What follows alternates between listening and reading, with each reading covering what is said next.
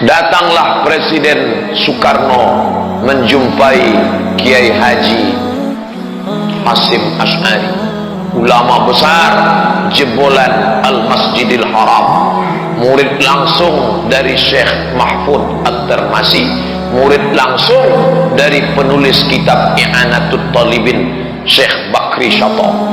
Lalu kemudian Presiden bertanya, Kiai, kira-kira kapan kita proklamasikan kemerdekaan kita? Kata Kiai Haji Hasyim Asy'ari, proklamirkanlah kemerdekaan bangsa ini ketika bertemu dua kemuliaan. Pertama, Sayyidul Ayyam, induk dari segala hari adalah hari Jumat. Dan Sayyidus Syuhur, induk dari segala bulan adalah bulan Ramadan. Ada 7 hari, Senin, Selasa, Rabu, Kamis, Jumat, Sabtu, Ahad. Hari yang paling mulia hari Jumat. Ada 12 bulan, hari yang paling mulia bulan Ramadan. Bertemu bulan mulia dengan hari mulia. Kapan itu? 17 Agustus 1945, jatuh pada hari Jumat tanggal 9 Ramadan 1364 Hijriah. Itulah yang tidak diketahui anak cucu cicit kita kalau diperingati 17 Agustus. Mana buktinya? Tadi 17 Agustus hari apa? Hari Rabu. Bulan apa? Bulan Agustus. Agustus itu siapa? Kaisar Romawi, namanya Agustinus. Banyak orang tak tahu sekarang. Ustaz lahir bulan apa Ustaz? Ustaz Somad lahir bulan Mei. Mei itu artinya apa Ustaz? Maybe yes, maybe no. Tak tahu kita artinya apa. Lahir bulan apa? Agustus. Agustus siapa? Raja Romawi. Namanya aja Agustus. Udah jelas dari namanya ketahuan Agustus. Tidak mandi wajib dan tak sunat. Jangan tiru-tiru di nama. Mohon maaf bagi bapak yang sudah namanya Pak Agus. Mohon maaf, jangan tersinggung. Saya mau menceritakan, oh kalau gitu kita rombak kemerdekaan, kita tetap 17 Agustus, tapi garis miring, sampaikan ke anak-anak, anakku, kita merdeka ini nah hari Jumat, hari Jumat, hari mulia, ada kiainya. Jangan sampai anak kita jadi anggota DPR, jadi wali kota, jadi bupati, jadi gubernur, jadi anggota legislatif, anti dengan perda syariah, anti dengan penutupan miras, anti. Aceh sudah buat perda syariah, peraturan daerah yang berbau syariah, perempuan tak boleh duduk ngangkang. Jadi kalau pakai Yamaha Mio syariah, anak-anak suruh pakai baju kurung, pakai jilbab, bagus. Jam 10 malam. Ini kalau dia tidak disadarkan, dia sangka merdeka ini karena hadiah dari Belanda. Dia sangka merdeka, kita merdeka hadiah dari Belanda. Buktinya hubungan kita dengan Belanda tetap baik. Dulu dia serang kita pakai meriam Belanda, sekarang diserangnya kita pakai meriam Belina. Dulu dia serang kita pakai senjata, pakai senapan api, pakai tank. Sekarang dia serang kita pakai kue donat. Van Holland, Holland Bakery. Belanda punya kerja. Jangan sangka ini hadiah. Ini diteriakkan oleh para ulama. Besok hari proklamasi, malamnya malam Jumat. Tradisi orang kita malam Jumat ngapain? Yasinan. Pada malam itu mereka baca Yasin, malam itu mereka berdoa, ya Allah, besok kami mau proklamasi merdeka, bantu kami melawan Belanda, turunkan rahmat-Mu ya Allah, turunkan rahmat-Mu ya Allah. Maka ditulis di pembukaan Undang-Undang Dasar 1945 yang dulu dibacakan setiap hari Senin upacara, atas berkat rahmat Allah dan keinginan bangsa Indonesia yang luhur, maka kita bebas dari penjajahan Belanda. Gak begitu bunyinya Pak Ustaz, saya pun tak begitu hafal, udah lama tak baca. Artinya apa? Ini harus diceritakan. Kalau tidak, ini sudah lama, 71 tahun sudah. Bapak ibu yang malam ini merasa sudah tua, umur 60, itu lebih tua proklamasi kita. 71 tahun sudah kita merdeka. Anak-anak kita tidak mengerti sejarah itu, maka mesti diceritakan.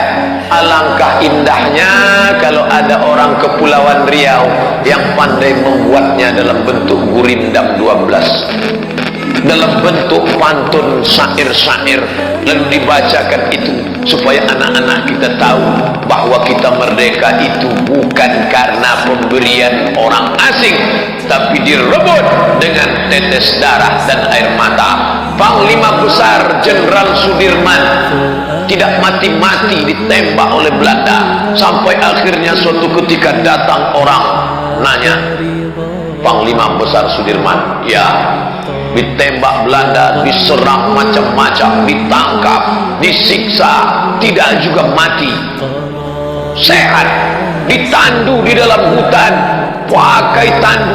Tengok foto-foto Jenderal Sudirman menggigil dalam hutan karena serangan demam malaria. Tetap juga orang bertanya, Jenderal punya jimat enggak? Kata Jenderal Sudirman, saya punya jimat. Mana jimatnya? 3. Apa jimatnya? Wuduknya tidak putus. Jenderal Sudirman, Panglima besar itu wuduknya tak pernah putus. Apalagi sholatnya tak pernah tinggal. Apalagi lidahnya senantiasa basah berzikir. Panglima besar Jenderal Sudirman orang yang sangat religius. Itu yang membuat negeri ini merdeka. Jenderal bintang 5, Panglima besar, sholat tak tinggal, zikir tak putus, wuduknya senantiasa suci di hadapan Allah. Ini baru jadi satpam udah nggak sholat. Mohon maaf Bapak satpam tersinggung. Saya mau menceritakan, anakku, kamu mau jadi tentara, silakan.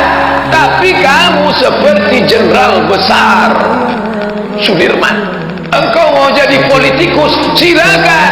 Tapi menjadi politikus seperti siapa? Seperti politikus orang hebat, Abdul Haris Nasution, Bung Hatta. Bung Hatta di hari tuanya datanglah Gubernur Jakarta menjumpai Bung Hatta dalam keadaan susah. Bagaimana keadaan Bung Hatta di hari tuanya? Listriknya diputus karena tidak sanggup bayar listrik.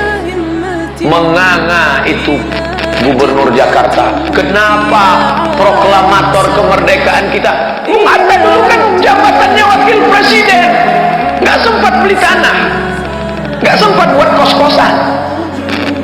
Aku menjadi pemimpin negeri ini untuk mengemban amanah memerdekakan negeri ini, bukan ingin menjadi kesenangan dunia. Itu luar biasa. Dia bukan LCMA itu Bung Hatta, bukan lulusan Kairo Bung Hatta, lulusan Amsterdam Belanda, otaknya Belanda tapi hatinya Makkah. Lulusan ijazahnya Belanda, bahasa Belandanya luar biasa, tapi pikirannya pikiran Ka'bah. Apa itu? Semangat keislaman. Muhammad Hatta, Panglima besar Sudirman, Abdul Haris Nasution, dan Panglima yang Kahar Muzakir. Begitu juga dengan Presiden kita, proklamasi Republik Indonesia Presiden Soekarno. Mereka tulis di Pancasila itu, Pancasila satu, ketuhanan yang Maha Esa dengan kewajiban menjalankan syariat Islam bagi pemeluknya. Begitu bunyinya. Perhatikan baik-baik, pahami sejarah. Halaka mur'un lam ya'rif qadrahu. Orang celaka adalah orang yang tidak mengerti sejarahnya. Nanti anak-anaknya nanya, Pak, kita ini bangsa apa? Pokoknya dari sejak papa kecil udah begini, jangan tanya-tanya. Banyak tanya masuk neraka, kata Pak Ustaz. Ceritakan kepada dia, anakku yang laki-laki, yang perempuan, menantuku, duduk, bapak mau cerita ini panjang lebar. Apa ceritanya, Pak? tak pula ingat tahapan. Tapi yang jelas Ustaz pernah menyampaikan negeri ini merdeka karena la ilaha illallah Muhammad Rasulullah, maka jangan khianati agama. فؤاد شغوف إلى ربه أحب رضاه أحب لقاءه